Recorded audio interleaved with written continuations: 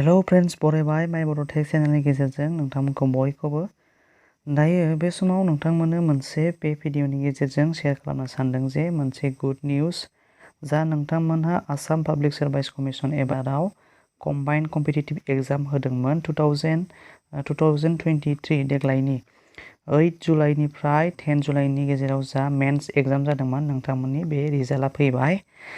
Finally नोंथांमोनहा बेनि रिजाल्टखौ नायनो हासिगोन आरो बेनि भिडिअनि गेजेरजों नोंथांमोना बेनि रिजाल्टखौ मोनथिनानै मोनगोन जों माबोरैहाय नायनो एबा बेसेबां जोन पास जाखो बेनि लिस्ट एबा डाटाखौ जों गासैखौबो नायगोन। 26 मार्चआव बियो प्रिलिमिनारि एग्जामा जादोंमोन। बेनिफ्राय मेन्स एग्जाम हिसाबै 8 जुलाइनिफ्राय 10 जुलाइसिम जादोंमोन बे एग्जामा।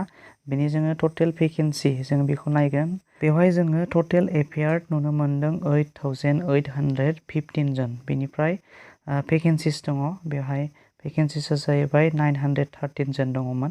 बेनि एडभार्टाइजमेन्टआ जाहैदों 2022 नि 26 तारिख बे समाव एडभार्टाइजमेन्टआ ओंखारदोंमोन। बेनिफ्राय दायो बे एग्जामनि रिजाल्टआ जाहैबाय मेन्स एग्जामनि। बेनिफ्राय 1500 मार्क्स आरो 1500नि बे एग्जामा जादोंमोन। डिसक्रिप्टिभ टाइपनि जायो लोगोफोर मेन्स एग्जामा। बेनिफ्राय प्रिलिमिनारि एग्जामा जाहैबाय अबजेक्टिभ टाइपनि जायो। बेनिफ्राय बियो डिसक्रिप्टिभ टाइपनिमोन। बियो 8 जुलाइनिफ्राय 10 जुलाइसिमाव जादोंमोन। दायो बे रिजाल्टआ होबाय। डिक्लेयार होदों 2 नभेम्बर दिनैनि समाव बियो डिक्लेयारखौ होनाय जादों लोगोफोर। दायो आसाम केरियार मोनसे अफिसियेल साइटनि सिङाव दङमोन।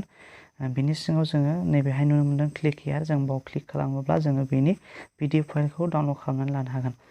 दायो लोगोफोर बेबायदि जोङो डाउनलड खालामखांनायनि उनाव बेबायदि मोनसे पिडिएफ मोननो हाबाय आरो नोंथांमोनहा बेनि गेजेरजों मिथिनानै लानो हागोन जे जाय नोंथांमोना मेन्सआव पास जाबाय नोंथांमोननि थाखाय इन्टारभिउ जागोन, जेरावहाय APSCनि आन्दाराव जा प्रसेसफोर दङ एबा स्टेपफोर दङ नोंथांमोना बेफोरखौ गासैबो मिथिखागौ जे प्रिलिमिनारि एग्जाम बेखौ पास जाखांनायनि उनाव मेन्स नोंथाङा होयो आरो मेन्सखौ साक्सेस जाखांनायनि उनाव नोंथाङा इन्टारभिउ होगोन। जाय इन्टारभिउआ डिसकासन खालामनाय जायो एबा टकनि गेजेरजों जायो। बियो जाहैबाय नभेम्बर 16 निफ्राय जागोन होननानै बुंदों लोगोफोर। नोंथांमोनहा रेडि जादों मेन्स जाय नोंथांमोनहा साक्सेस जाबाय।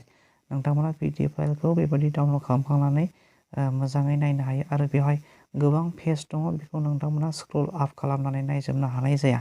बेनिखायनो नोंथाङा गोजौआव मोनसे सार्च बाटोन नुगोन एबा मोनसे सार्च बेहाय अपसन नुनो मोनदों। बेहाय नोंथाङा थांनानै एबा क्लिक खालामनानै नोंथांनि रल नाम्बार बे रल नाम्बारखौ नोंथाङा टाइप खालामनानै नोंथाङा बेबायदि टाइप खालामनानै सार्च खालामनो हागोन आरोना। अब्लानो नोंथांनि जा रल नाम्बार बेबायदि बेवहाय सेलेक्ट जागोन आरो सेलेक्ट जायोब्ला नोंथाङा गोरलैयै नोंथांनि रल नाम्बारखौ चेकआप खालामनानै लानो हानाय जागोन आरो। अब्ला लोगोफोर नोंथांमोननो मोनसे जा बिटिआर गभर्नमेन्टनि CM बिथांनि मोनसे नटिस फेसबुक पेजनि गेजेरजों जा फोसावदों बेखौ जों नायदिनि। दायो नोंथांमोना नुनो मोनदों बेवहाय बिथाङा जा गावनि अफिसियेल पेजनि गेजेरजों बिथाङा बुंदों UN बड'फा सुपार 50 मिसननि गेजेरजों बिथांमोना मोनसे फ्रि कचिं एबा बेसेन नाङाजासे कचिं होनाय जादोंमोन जे बेनि गेजेरजों टटेल 27 एपियार खालामदोंमोन आरो साक्सेसआ 16 जन जाबाय होननानै बिथाङा फोसावदों। अब्ला जों नायदिनि गाहायाव बेसेबां जोङो नुनो मोनो। बेवहाय नायदो बिथाङा होदों बेनि रिजाल्टखौ मेन्स एग्जाम हिसाबै 27 एपियार खालामदोंमोन। बेनिफ्राय क्लियार जादों एबा पास जादों 16 जना आरोखि ना। नोंथांमोना बे भिडिअनि गेजेरजों रिजाल्टखौ मोननो हाबाय। APSC आसामनि मोनसे कम्पिटिटिभ एग्जामाव देग्लायनि मेन्स एग्जामखौ माबोरै उथ्रिसारनो हादोंमोन बेनि रिजाल्टखौ नोंथांमोनहा मोनबाय। अब्ला लोगोफोर thank you for watching. Bye bye.